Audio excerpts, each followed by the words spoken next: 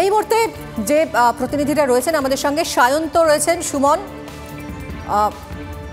সুব্রত এবং মনত, সবার কাছেই যাব। তবে শুরুতে আমরা যে খবরে নজর রাখবো, ঘরে বাইরে এই মুহূর্তে চাপে তৃণমূল কংগ্রেস। ঘরে নবীন প্রবীণ দ্বন্দ্ব নিয়ে প্রবল তর্ক বিতর্ক চলছে। একের পর এক মন্তব্য আসছে সামনে, একজন নেতা অন্যজনের বিরুদ্ধে মুখ খুলছেন, আর তার মাঝেই দুর্নীতির অভিযোগে এবার কেন্দ্রীয় এজেন্সির চাপ।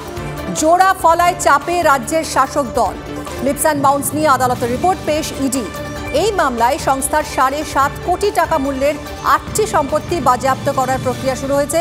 যাদের নাম এসেছে তাদের জিজ্ঞাসাবাদ করা হচ্ছে। এই সংস্থার সিইও অভিষেক বন্দ্যোপাধ্যায়।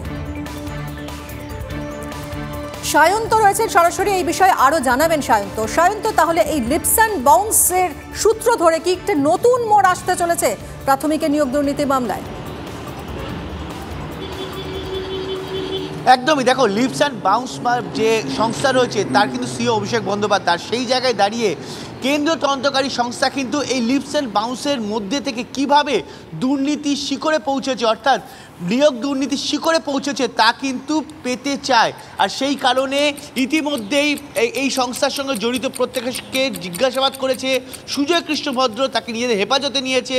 এমনকি এই লিপস অ্যান্ড বাউন্স সংস্থার সঙ্গে কিভাবে নিয়োগ সংক্রান্ত দুর্নীতি ওতপ্রোতভাবে জড়িয়ে রয়েছে সেই বিষয়টিকে দেখার জন্য কিন্তু নিজেদের রিপোর্ট পেশ করে আরও বেশ কিছু জিজ্ঞাসাবাদ করতে সক্রিয় হয়ে উঠেছে। অর্থাৎ কেন্দ্রীয় তদন্তকারী সংস্থা একদিকে যেমন বাইরে থেকে চাপ দিচ্ছে শাসক দলকে, তেমনি শাসক দল কিন্তু নিজেদের ঘরের ভেতরে যে কোন্দল হয়ে রয়েছে সেটা নিয়েও চরম অস্বস্তিতে পড়েছে। কারণ দলের ঊর্ধ্বতন কর্তৃপক্ষ কোনোভাবে রাশ টানতে পারছে না এই যারা মুখ খুলছে, অর্থাৎ একের পর এক এই নবীন প্রবীণ বিতর্ক কিন্তু মুখ খুলেই চলেছে। আর তাতে কিন্তু কোন্দল আরও দীর্ঘায়িত হচ্ছে, যেটা দেখা যাচ্ছে বেশ কিছুদিন ধরে যে কুণাল ঘোষ এবং অন্যান্যদের মধ্যে যে দ্বন্দ্ব, যে বাকযুদ্ধ চলছিল তা কিন্তু ধীরে ধীরে দলের যারা নিচু স্তরে, অর্থাৎ দলের যারা বিধায়ক বা দলের যারা সামান্য কর্মী নেতা তাদের মধ্যে চলে এসেছে। অর্থাৎ এই যে নবীন ভার্সেস প্রবীণ এই বিতর্ক একদিকে যেমন কাটা হয়ে দাঁড়িয়েছে তৃণমূলের পক্ষে, তেমনি কেন্দ্রীয় এজেন্সির চাপ সেটাও কিন্তু আগামী দিনে আরো বড়সড় উদ্বেগ তৈরি করবে শাসক দলের মাথাতে। আর লোকসভা নির্বাচনের এই নবীন প্রবীণ তর্ক চলছেই, কে কি বলছেন শুনুন। তৃণমূল কংগ্রেসের প্রথম এবং শেষ কথা মমতা ব্যানার্জি, তিনি যা করবেন সেটাই তৃণমূলের সিদ্ধান্ত। এই আলোচনাতেই আমি কুণ্ঠাবোধ করছি। Mamata Bandyopadhyay is one and only. Mamata Bandyopadhyay কোনো বিকল্প এখন ভারতবর্ষের রাজনীতিতে নেই। সুতরাং মমতা বন্দ্যোপাধ্যায় সবার উপরে, তারপরে অন্য ব্যাপার আলোচনা হবে। এই সংঘাতের কোনো জায়গা নেই, এটা আমার বেশ কিছুটা আরোপিত সংঘাত। নিশ্চয়ই অভিষেক বন্দ্যোপাধ্যায় এই প্রজন্মের, নতুন প্রজন্মের আইকন। রাজনীতিতে মমতা বন্দ্যোপাধ্যায় পরে জেনারেশন নেক্সটের মধ্যে অভিষেক বন্দ্যোপাধ্যায় নিশ্চয়ই জায়গা করে নেবে। প্রযুক্তির সঙ্গে তাল মিলিয়ে আপনাকে পলিটিক্যাল পার্টিও চালাতে হবে। সেই জায়গায় অনেকেই আছেন যাদের সফটওয়্যারে আপডেট নেই, অনেক পুরনো সফটওয়্যার, সেটা দিয়ে তো আর হোয়াটসঅ্যাপ করা যাবে না, তো নিতে পারবে।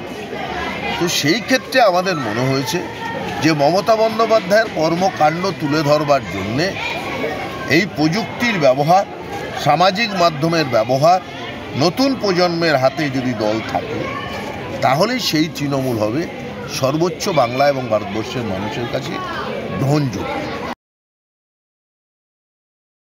তৃণমূল কংগ্রেস এক এবং ঐক্যবদ্ধ। তৃণমূল কংগ্রেসের সর্বোচ্চ নেত্রী মমতা বন্দ্যোপাধ্যায়ের শেষ কথা, সেনাপতির নাম অভিষেক বন্দ্যোপাধ্যায়। এখানে সুব্রত বক্সিদের মতো সিনিয়ররা রয়েছেন, আবার পরবর্তীকালে আসা জুনিয়ররা রয়েছেন। সবাই মিলে মিশে তৃণমূল কংগ্রেস ছিল, আছে এবং থাকবে। প্রবীণ নবীন দ্বন্দ্বের আঁচ এবার সোশ্যাল মিডিয়ায়। একের পর এক পোস্ট টিম অভিষেকের সদস্যদের।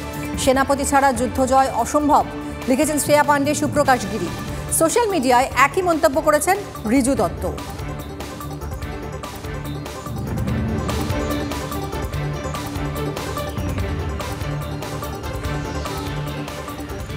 এদিকে আবার রাজ্য রাজনীতিতে স্বমহিমায় ফিরছেন অভিষেক বন্দ্যোপাধ্যায়। মঙ্গলবার সন্ধ্যায় দক্ষিণ 24 পরগনা জেলার কয়েকজন নেতার সঙ্গে অভিষেকের বৈঠকের পরেই এই নিয়ে জল্পনা শুরু হয়েছে। ক্যানিং পূর্বের তৃণমূল বিধায়ক শওকত মোল্লা জানিয়েছেন, অভিষেক বন্দ্যোপাধ্যায় দলের একজন দক্ষ সেনাপতি, আগামীতেও তিনি নেতৃত্ব দেবেন। সেনাপতি তো আছেই, মমতা বন্দ্যোপাধ্যায়ের নেতৃত্বে অভিষেক বন্দ্যোপাধ্যায়ের সেনাপতিত্বে আগামী দিনে লড়াই হবে। অভিষেক বন্দ্যোপাধ্যায়ের ঘনিষ্ঠ বলে যারা পরিচিত তারা একের পর এক তানার কাছে যাচ্ছেন, আপনারা কি বোঝাতে পারলেন? বোঝানোর কি আছে? অভিষেক বন্দ্যোপাধ্যায় আমাদের লিডার, তিনি তো ডাকলে যেতেই হবে। মমতা বন্দ্যোপাধ্যায় যদি আমাদের ডাকেন, তিনি আমাদের নেত্রী, তিনি যদি আমাদের ডাকেন অবশ্যই যেতে হবে। এখানে বোঝানো না বোঝানোর কিছু ময়দানেই তো আছেন অভিষেক বন্দ্যোপাধ্যায়, না ময়দানে নেই এটা কে বললো? আসলে আমাদের রাজ্যের যারা বিরোধী দল তারা একটু হতাশা করছে, তারা যার কারণে বিভিন্ন ধরনের অপপ্রচার প্রচার তারা ছড়ানোর চেষ্টা করছে। লিপস অ্যান্ড বাউন্স নিয়ে আদালতের রিপোর্ট পেশ করল ইডি। এই মামলায় সংস্থার 7.5 কোটি টাকা মূল্যের 8টি সম্পত্তি বাজেয়াপ্ত করার প্রক্রিয়া শুরু হয়েছে, আর যাদের নাম এসেছে তাদের জিজ্ঞাসাবাদ করা হচ্ছে। এই সংস্থার সিইও অভিষেক বন্দ্যোপাধ্যায়। এদিকে লিপস অ্যান্ড বাউন্স মামলায় আরও বিপাকে পড়তে চলেছেন কালীঘাটের কাকু, কারণ ইডিকে একটি টিম তৈরির নির্দেশ দেওয়া হয়েছে। আদালত এই নির্দেশ দিয়েছে এবং এই টিমে থাকবেন একজন চিকিৎসক যিনি ভয়েস টেস্ট করতে পারেন। টিমে থাকতে হবে ইডি ডিরেক্টরকেও। বিচারপতি অমৃতা সিনহা এরকমই নির্দেশ দিয়েছেন। ভয়েস স্যাম্পল টেস্টের আর কতদিন সময় লাগবে, ইএসআই কর্তৃপক্ষকে প্রশ্ন করেছেন বিচারপতি। বিচার ব্যবস্থার প্রতি মানুষের আস্থা আছে, বিচারপতিরা সদর্থক পদক্ষেপ নিচ্ছেন, কেন্দ্রীয় তদন্তকারী সংস্থা তদন্ত করছে। কিন্তু আমরা মনে করি লিপস অ্যান্ড বাউন্স এর সম্পত্তির পরিমাণ যদি মাত্র 7 কোটি 7.5 কোটিতে সীমাবদ্ধ থাকতো, তাহলে সেটা এত বিতর্কের শীর্ষে উঠে আসতে পারতো না। কতদিন আর এই সম্পত্তির এরা খোঁজ করবেন? এবার তারা শেষ হওয়া দরকার, কবে শেষ হবে এটাই মানুষের প্রশ্ন, এটা পার্টি হিসেবে আমাদেরও প্রশ্ন। ডাকাডাকি হবে, কাজের কাজ কিছু হবে না, কারণ উপর থেকে একটা সমঝোতা আছে, তো ডাকাডাকি হবে, হাঁকাহাঁকি হবে, কাজের কাজ কিছু হবে না। এগুলো অনেক পুরনো তদন্ত, লিপস অ্যান্ড বাউন্স, সবাই জানে এগুলো। প্রাইমারি নিয়োগ সেই দুর্নীতির টাকা এই গুণীজনদের মারফত লিপস অ্যান্ড বাউন্স এবং তার আশপাশে এই যে ঘুরে ফিরে বেড়াচ্ছিল, সেই কারণেই তো এই যত চোর লুঠেরা তাদের খুঁজে খুঁজে ভাইপো জোগাড় করে সব নেতা বানিয়েছে। টাকা এবং লুট, ইডি শেষমেশ অন্তত একটা প্রক্রিয়া শুরু করলো, কিন্তু প্রচুর লেট, বহু সময় দিল টাকা পয়সা ম্যানেজ করে নেবার জন্য। দিল্লির নির্দেশে কিনাই বলতে পারবো না। কনসার্ন এজেন্সির কথা ধ্রুব সত্য সেটা মনে করার কোনো কারণ নেই, কারণ এজেন্সি প্রথম দিকটায় এই ধরনের কিছু জামিন আটকানো, বাজেয়াপ্ত করা, অমুক করা তমুক করা, এই ধরনের এমন একটা প্রচার, একটা মহল তৈরি করে যাতে একটা নেতিবাচক ধারণা তৈরি করা যায়। কিন্তু যত বিচার প্রক্রিয়ার প্রপার ট্রায়াল এগোতে থাকে কোর্টে, তাতে এগুলো ক্রমশ স্পষ্ট হতে থাকে। ফলে ইডি কি বলছে সেটাই ধ্রুব সত্য, এটা ভাবার কোনো কারণ নেই। আর এই নবীন প্রবীণ দ্বন্দ্বের মধ্যেই গলসিতে তৃণমূল বনাম তৃণমূল জাগুলি পাড়ায় দুপক্ষের সংঘর্ষে বোমাবাজি হলেও জখম হচ্ছেন একজন তৃণমূল কর্মী। বিধায়ক ঘনিষ্ঠ গোষ্ঠী এবং ব্লক সভাপতি ঘনিষ্ঠ গোষ্ঠীর মধ্যে হাতাহাতি বেঁধে যায়। মনতোষ আমাদের প্রতিনিধি রয়েছেন, আরও বিস্তারিত জানাবেন। মনতোষ, আবারও তৃণমূল ভার্সাস তৃণমূল, ঠিক কি হয়েছে? এরকম পরিস্থিতি কেন? জেলা নেতৃত্ব কি বলছেন? দেখো, গলসি 1 নম্বর ব্লকে তৃণমূলের গোষ্ঠীদ্বন্দ্বের ঘটনা কিন্তু এই প্রথম নয়। এর আগেও কিন্তু একাধিকবার তৃণমূলের গোষ্ঠীদ্বন্দ্বের ঘটনা প্রকাশ্যে এসছে।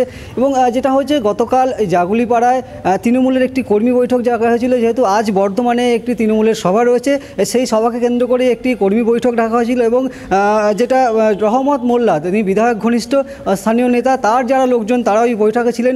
এবং ওখানেই আবু বক্কর, যিনি হচ্ছেন ব্লক সভাপতির ঘনিষ্ঠ, তার লোকজন গিয়ে সেই বৈঠকে হামলা করে, এমনটাই অভিযোগ। এবং তারপর দুই পক্ষের মধ্যে ইট বৃষ্টি শুরু হয় এবং সেই ইটের ঘায়ে একজন তৃণমূল কর্মী জখম হন। এবং তারপরেও যেটা অভিযোগ যে ওই এলাকায়, ওই গ্রামে 3টি বোমা নিক্ষেপ করা হয় ওই ঘটনাকে কেন্দ্র করে।